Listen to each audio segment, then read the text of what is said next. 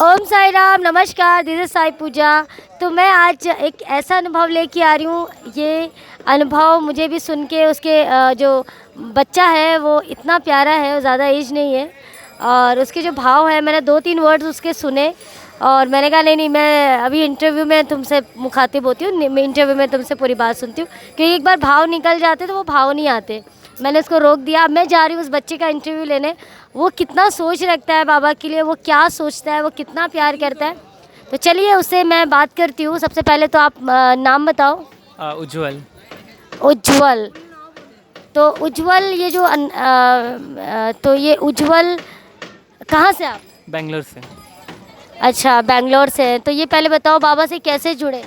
बाबा से जब से मम्मी कहती थी बचपन से कि लाइक हमें साईं बाबा पे भरोसा रखना है, क्योंकि बाबा तुम्हारे नाम के बीच में साई है। तो मैं कभी सोचता पूरा नाम क्या है तुम्हारा? मेरा पूरा नाम है उज्ज्वल साई मूर्ति। उज्ज्वल साई मूर्ति, क्या बात है। तो तो फिर जब मेरा नाम इतना बड़ा होता था, कभी मैं सोच आता था कि इतना बड़ा नाम है, स्कूल में सबसे बड़ा नाम मेरा ही है। फिर जब मालूम पड़ा कि नाम के बीच में जो साई है वो बाबा है, तो उसके बाद सोच आई कि हाँ बाबा है साथ में, तो बाबा का थोड़ा नमन करेंगे, थोड़ा पूजा करेंगे। तो बीच में मेरा ना बहुत तबीयत ख़राब हो गया था बचपन में। साल में 4 5 7 बार हॉस्पिटल में एडमिट होना पड़ता था। मेरे जो लंग्स है उसमें थोड़ा डैमेज हो गया था, अस्थमा था। ओ माय गॉड, ये किस एज की बात कर रहे हो आप? करीबन 5 6 साल से, जब मैं 5 6 साल का था तब से अस्थमा हो गया था। हॉस्पिटल में अक्सर एडमिट होना पड़ता था। तब मम्मी ऐसे ही बाबा का बहुत नमन करती थी। तब मम्मी बोली कि बाबा का उदी खाना, मुंह में डालना। तो जब बुखार ना 103 102 पे होता था, बाबा के उदी से तुरंत बुखार उतर जाता था। और जब कभी भी हॉस्पिटल में ना बहुत दिक्कत हो जाती थी, जब मेडिसिन इंजेक्शंस काम नहीं करते थे, तो बाबा की उदी ने ही चमत्कार दिखाया। एक टाइम ऐसा था कि जहाँ पर H1N1 फ्लू आ गया था मुझे, और घर में भी सबको फैलने लग गया। तो बाबा की उदी से सब ठीक हो गए, मैं भी ठीक हो गया।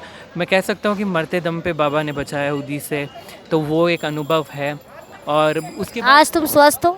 आज मैं बहुत स्वस्थ हूँ, बाबा की कृपा से बहुत स्वस्थ हूँ। और बीच में तो बीच की उम्र में मुझे उतना ख़यालात नहीं आया कि बाबा के बारे में ऐसे वैसे।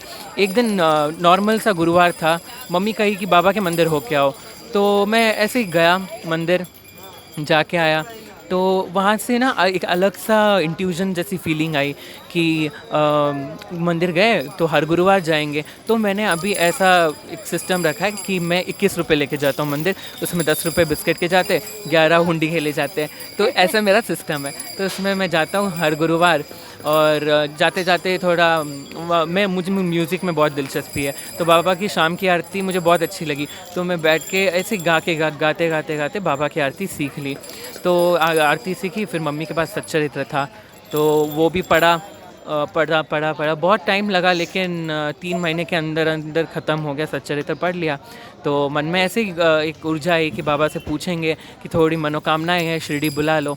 तो बहुत प्रयत्न किया, बहुत किया कि रोज़ बाबा का आरती सुनना करना।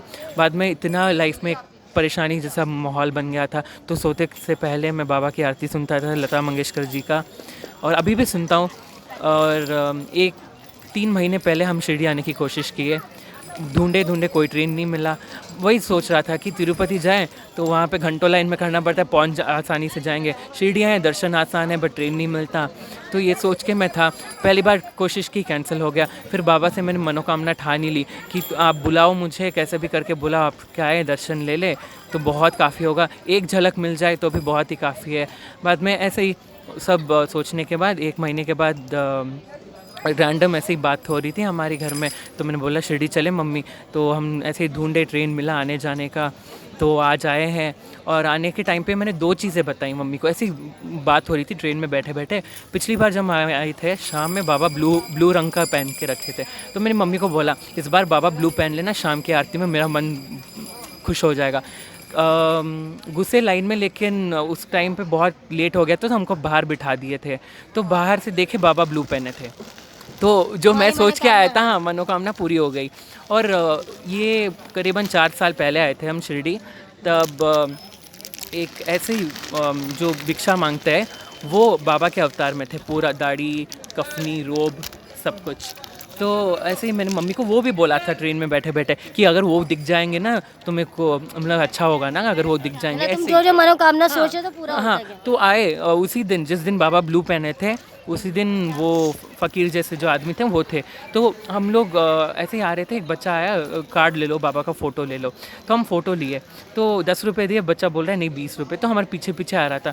तो वो गुरु जैसे जो थे ना वो खड़े थे, मम्मी ने बोला मैं बाबा को बोलूँ करके, वो वहीं पे खड़े थे, भिक्षा मांग रहे थे हमसे, उन्होंने 1 रुपया तक नहीं मांगा। तो हम आ गए, मैंने बोला मम्मी वही है, देखें वही है, मैंने जो बोला आपको सुबह ट्रेन में वही है। तो हमने उनको पैसा दिया, सबको आशीर्वाद किया। तो यहाँ पे आया तो दो जो मनोकामना थी वो पूरी हुई। 3 आरती देखने का सोचा था, एक आरती बाहर से देखा, शीज आरती अंदर से देख लिया, और एक और द्वारका माई से हो गया। अभी जितना मैंने सोचा था कि जो जो होना है यहाँ पे आके, चमत्कार तो बहुत हुए, बाबा साथ है। भरोसा यही है मेरा कि बाबा रहेंगे साथ में, क्योंकि एक पॉइंट लाइफ में आया जहाँ पे इतने सारे भगवान है, सबको प्रे करना थोड़ा मुश्किल हो गया था। आजकल ज़माने में कोई भगवान मानता नहीं है, तो मैं भगवान नहीं मानता, मैं गुरु को मानता हूँ, मैं अपने बाबा को मानता हूँ। तो मैंने बाबा को कह दिया सारे भगवान छोड़ के तुमको मैंने अपना माना है, तो साथ रखो, भला करो, मेरा भी भला करो। जो मेरे को बोल के भेजे बेंगलोर से कि जा रहे हो मुझे भी, मेरे लिए भी मनोकामनाएं करो। तो मैं वही पूछा आते समय यहाँ पे समाधि मंदिर में कि पहले मैंने अपना पूछ लिया कि मेरा भला करो बाबा, फिर मैंने लास्ट में बोला जो कोई भी मेरे को बोल के भेजा है घर से कि उनका भी भला करो, सबका भला करो, साथ रहो। तो यही कोई एक्सपीरियंसेस है बाबा के साथ। लेकिन जो हो रहे मैं एक्सप्रेस नहीं कर सकता ना, क्योंकि लोग जो आते हैं आपके पास एज में बड़े होते हैं, उनके बहुत एक्सपीरियंसेस। मेरी मम्मी के 30 साल के, मेरे हाल ही में शुरुआत हुए, जो शुरुआत हुए वही अच्छे है मुझे लगता है। बहुत अच्छा एक्सपीरियंस, क्योंकि एक लीवर आपका इतना 5-6 साल की उम्र में लीवर ख़राब होना, फिर डैमेज होना, और 5-6 साल उम्र में बुखार आना, ये एक बच्चा जो जिस लंग्स, तो ये लंग्स इस इम्पॉर्टेंट पार्ट ऑफ ये बॉडी। तो अगर ये सब चीज़ें ठीक हो रही हैं और बाबा ने उदी से ठीक किया है तो इट्स कॉल्ड मेरिकल। बाबा हैं, बाबा तुम साथ जो हो मेरे, किस चीज़ की कमी है। तो ये नौजवान बच्चा इतना प्यार से बाबा को, कितना इसके अंदर भाव देखिए।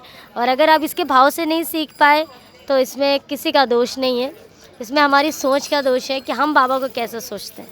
बाबा को दिल से मानो, छोड़ दो बाबा पर, जो है तुम्हारा है, जो हूँ मैं तुम्हारा हूँ, जैसा भी हूँ बंदा तुम्हारा हूँ, बस। बाबा लोगों को क्या संदेश देना चाहोगे? मैं लोगों को यही संदेश देना चाहता हूँ कि बाबा है सबके लिए, सबको देखते, इतने लाखों करोड़ों भक्त आते हैं उनके पास। ऐसा नहीं है कि वो उसको नहीं देखते, इसको नहीं देखते, सबको देखते हैं। तो मैं सबको यही कहना चाहता हूँ कि बाबा पर विश्वास रखें, एक बार विश्वास करके देखें, पूरे दिल से विश्वास करें, बाबा ज़रूर आपकी ज़िंदगी में चमत्कार लाएंगे। ऐसा नहीं है कि वो आपको खाली जाने देंगे यहाँ से।